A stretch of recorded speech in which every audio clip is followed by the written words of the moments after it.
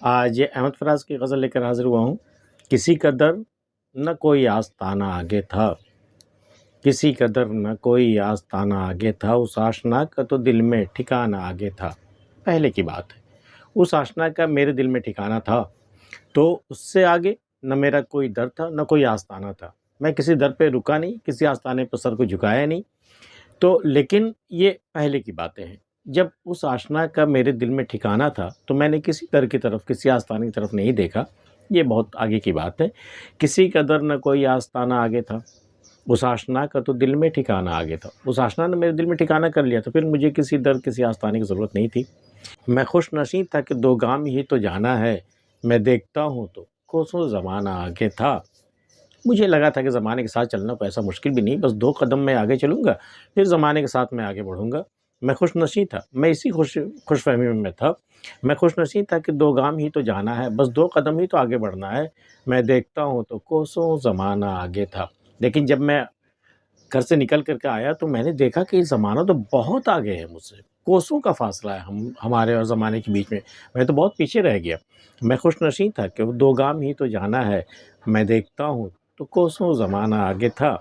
کہانیاں بھی انہی سانحوں سے بنتی ہیں، جو رنج جھیل رہا ہوں فسانہ آگے تھا۔ کہانیاں کیسے بنتی ہیں؟ کیسی کوئی کہانی لکھی جاتی ہے؟ سانحوں سے، حادثوں سے گزر کر کے، حادثوں سے متاثر ہو کے کوئی کہانی لکھی جاتی ہے، وہی حادثے کا بیان کہانی بن جاتی ہے۔ تو کہانیاں بھی انہی سانحوں سے بنتی ہیں، جو سانحے آج مجھ پر گزر رہے ہیں نا، کل کی یہی کہانیاں بنیں گی، کل یہی سانحے کہانیاں بن جائیں گے۔ کہانیاں بھی انہی سانحوں سے بنتی ہیں، جو رنج جھیل رہا ہوں فسانہ آگے تھا۔ جو رنج آج میں جھیل رہا ہوں نا، یہی کل کا فسانہ بن جائے گا۔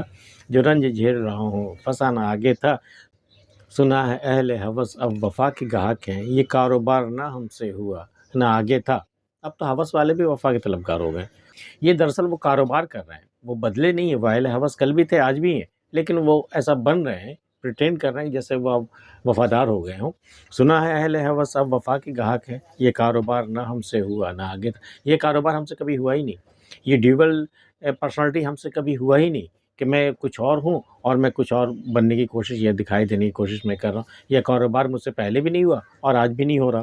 سنا ہے اہل ہوس اب وفا کے گاہک ہیں، یہ کاروبار نہ ہم سے ہوا نہ آگے تھا۔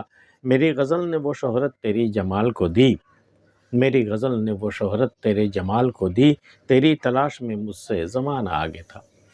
میری غزل کی بنا پر تیرے جمال کو، تیرے حسن کو وہ شہرت نصیب ہوئی ہے کہ میں تو تیری تلاش میں ہوں ہی، مجھ سے آگے زمانہ تجھے تلاش کر رہا ہے، ایک زمانہ تیری تلاش میں پھر رہا ہے۔ میں نے تجھے، تیرے جمال کو، تیرے حسن کو وہ شہرت بخشی ہے اپنی غزلوں میں۔ میری غزل نے وہ شہرت تیرے جمال کو دی، تیری تلاش میں مجھ سے زمانہ آگے تھا۔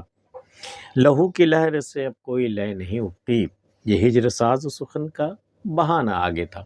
پہلے بھی ہجر کا موسم آیا ہے میری زندگی میں، لیکن یہ ہجر کیا کرتا تھا؟ ساز سخن کو چھیڑ دیتا تھا یہ ہجر، اور پھر ایک سے ایک اشعار، ایک سے ایک غزلیں میری ہوا کرتی تھی۔ تو یہ ہجر ساز سخن کا بہانہ، یہ پہلے کی بات ہے۔ یہ جب ہجر آتا تھا تو ساز سخن چھیڑ دیا جاتا تھا، لیکن لہو کی لہر سے اب کوئی لے نہیں اٹھتی۔ اب لہو کی لہر سے کوئی لے، کوئی ردم نہیں ہے۔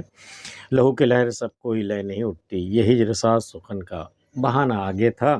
زمانوں بعد اسے دیکھا تو آج سوچتے ہیں، مزاج اپنا ہی کچھ عاشقانہ آگے تھا۔ برسوں بعد اسے دیکھا ہے میں نے، دیکھنے کے بعد مجھے یاد آیا کہ آگے، مطلب گزرے ہوئے دنوں میں میرا مزاج بھی بڑا عاشقانہ تھا، میں اس پر بھی عاشق ہو چکا تھا، میں اسے عشق کرتا تھا۔